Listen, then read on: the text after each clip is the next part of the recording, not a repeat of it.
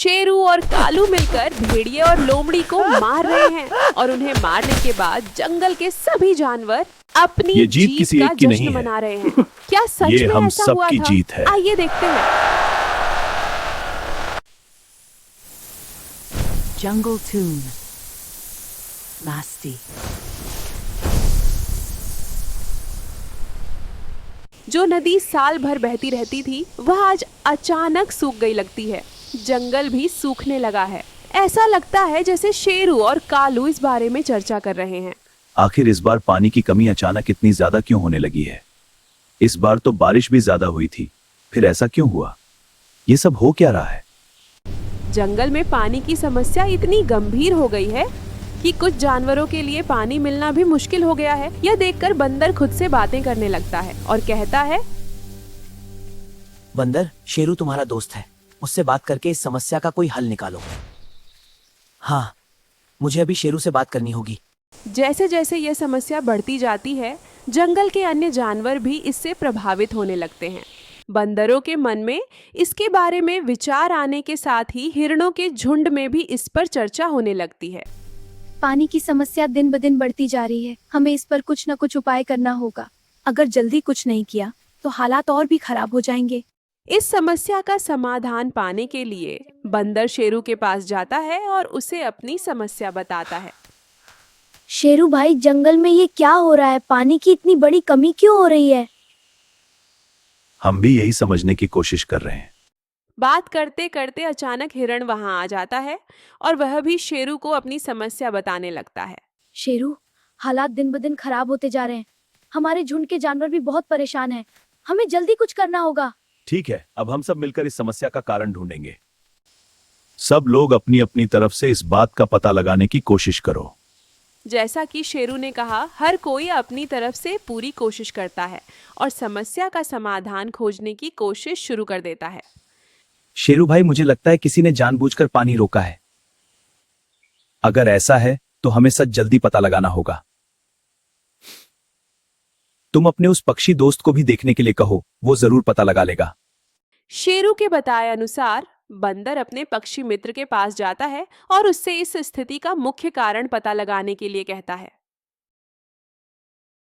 तुम दूर तक उड़ सकते हो, तुम उड़ते उड़ते जाओ और देखो नदी का पानी कहां तक रुका हुआ है।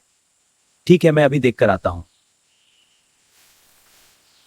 यह कहने के बाद बंदर का पक्षी मित्र तुरंत आकाश में उड़ जाता है और नदी के रास्ते में किसी भी बाधा की तलाश में आगे बढ़ता रहता है। अब उसे नदी के तल में एक बड़ा पत्थर दिखाई देता है। अब पूरे जंगल में सिर्फ हमारे पास पानी होगा। हाँ, अब बाकी जानवर पानी के लिए तरसेंगे और हम मजे करेंगे। अच्छा, तो ये वजह है जंगल में पानी की कमी होने की। अब जब पक्षी को सब कुछ पता चल गया है तो वह तुरंत वापस मुड़ता है और बंदर को सारी घटना बताता है। तो इसी वजह से सूखा पड़ रहा है क्या? तभी मैं सोचूं। अब तुम जाओ, आगे क्या करना है वो मैं देखता हूं। बंदर जाकर शेरू को सारी घटना बताता है। मुझे पहले से ही शक था इसके पीछे भेड़िया और लोमड़ी का हाथ हो सकता है।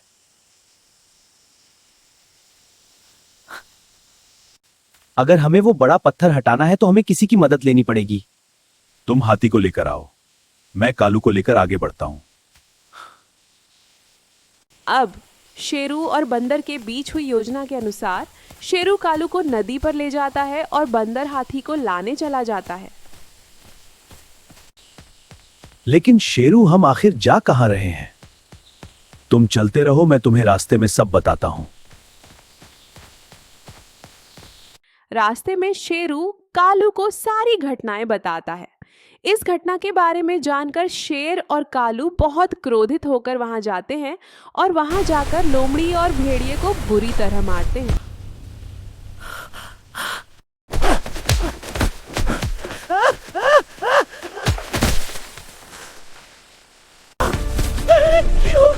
गलती हो गई। उन्होंने उन दोनों को इतना पीटा कि वे दोनों भाग गए।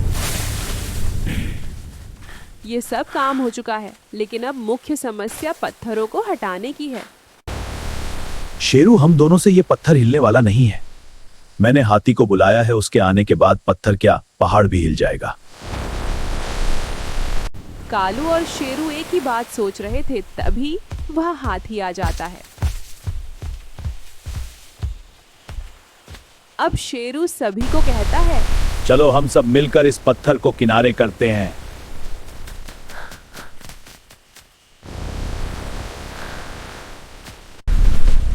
और ताकत लगाओ, पत्थर हिल रहा है। सभी जानवर अपनी पूरी ताकत लगाकर पत्थर को लुढ़काते हैं।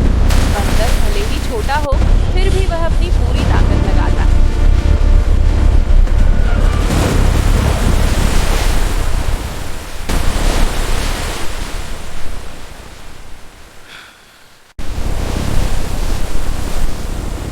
अंत में पत्थर पानी के रास्ते से हट जाता है और सभी जानवर खुश हो जाते हैं और पानी फिर से बहने लगता है। शेरू भाई, आपका बहुत बहुत धन्यवाद। ये जीत किसी एक की नहीं है, ये हम सबकी जीत है। सभी जानवर खुश थे। तभी खरगोश आया और बोला, ये सब तो ठीक है, लेकिन भेड़िया और लोमड़ी कहाँ गए? वो बहुत लंबी कहानी है, कभी बाद में बताएंगे। जैसे ही नदी में पानी फिर से बहने लगा, जंगल पहले की तरह हरा भरा हो गया।